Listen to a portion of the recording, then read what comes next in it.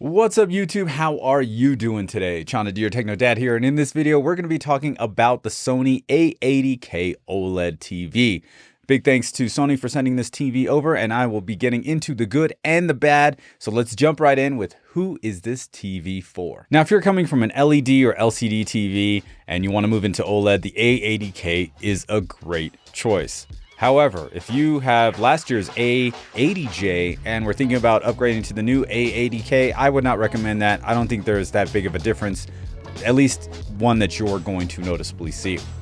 Now, if you're a casual gamer that doesn't need all the bells and whistles for 4K 120 HDR VRR gaming, then you're probably going to be okay with this TV. However, if you need everything, you need Dolby Vision, a Dolby Vision game mode, 4K 120, Dolby Vision VRR, all that kind of stuff, you probably need to look elsewhere. However, for the casual gamer, probably not a big deal. I think the A80K will do you just fine. At the shooting of this video at Best Buy and Amazon, the A80K 55-inch is going for $1,700, and the 65-inch is actually a great deal right now at $2,000. That's bringing it $300 lower than the equivalent LG C2 Evo at the same 65-inch size. So if you're looking to buy a 65-inch OLED, the A80K is on a great price right now at $2,000. Definitely check it out. Links are down in the description. Now getting into the design of the TV, the A80K has a very sleek design with a slim bezel. However, it is pretty thick.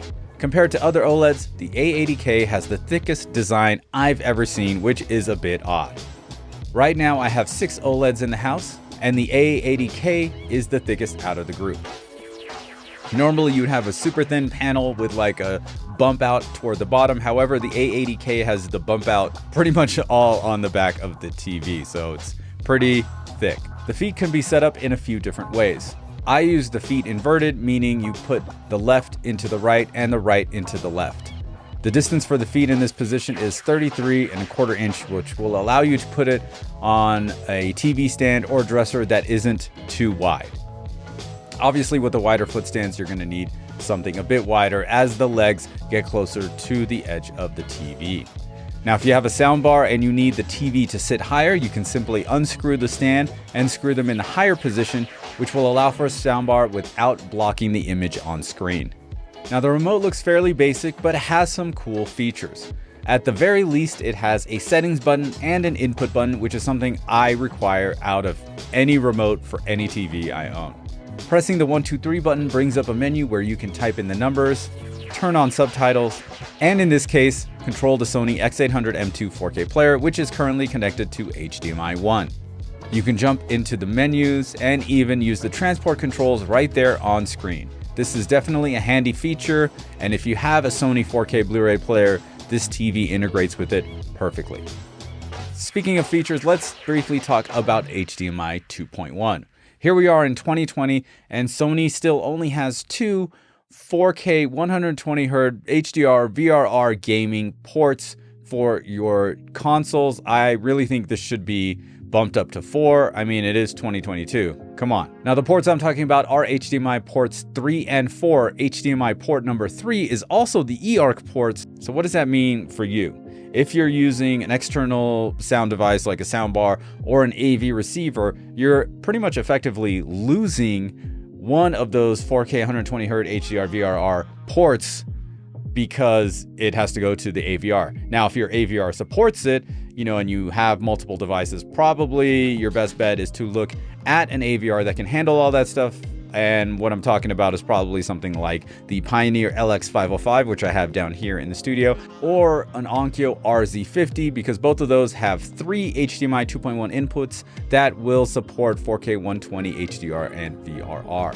Now, there's also a very convoluted way to set up these external HDMI devices, and so I made a separate video which is more of like a connection guide, and it'll tell you which devices to plug into which HDMI and which settings to set the HDMI to get everything out of the device that you can and have it work with the TV without issue. So if you need to know how to do that and want to check out the connection guide, the link will be down in the description and probably with a card up top as well.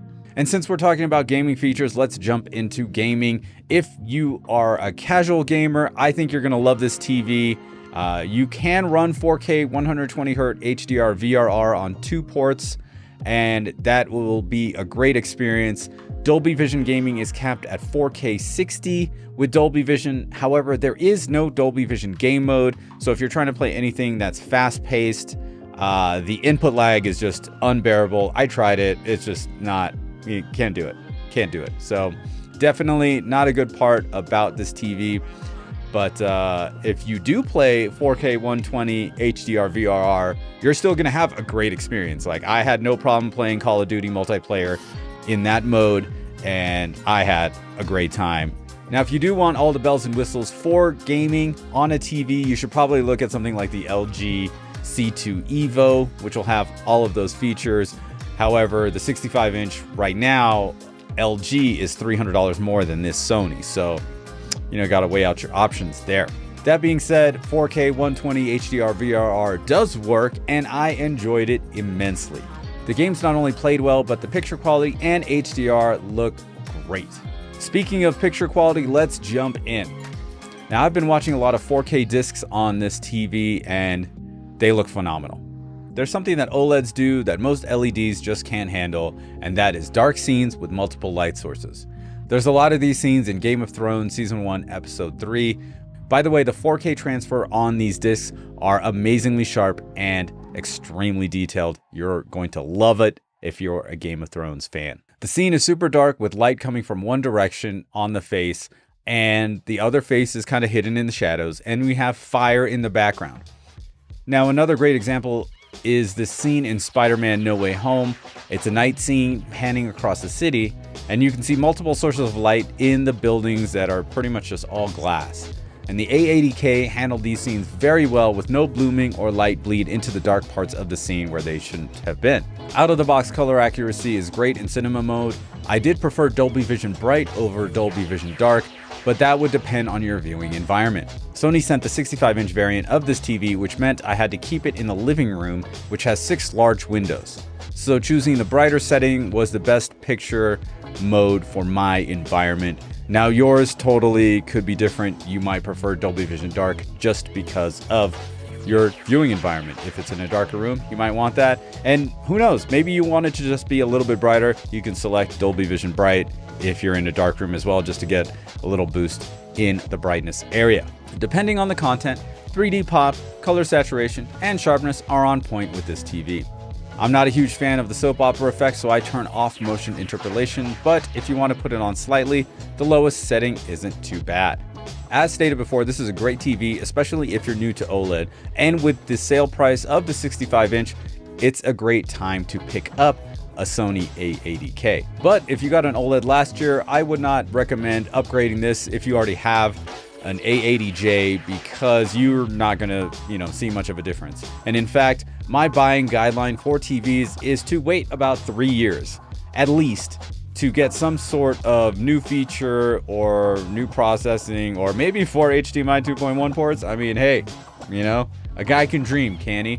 Anyway, I would wait at least 3 years before buying another TV. So if you bought one last year, probably time to skip. Now, if you need all of the gaming features, they are not here 100%. So if you need those, then the A80K is not for you. However, the gaming features that are here, they work and they look spectacular. Even with the new QD OLED technology that's just come out, the Sony A80K is still a solid TV. With great picture and accurate colors, this TV is worthy of your living room. Now that's it for this video. Don't forget to like and subscribe, and I'll see you in the next one. Peace.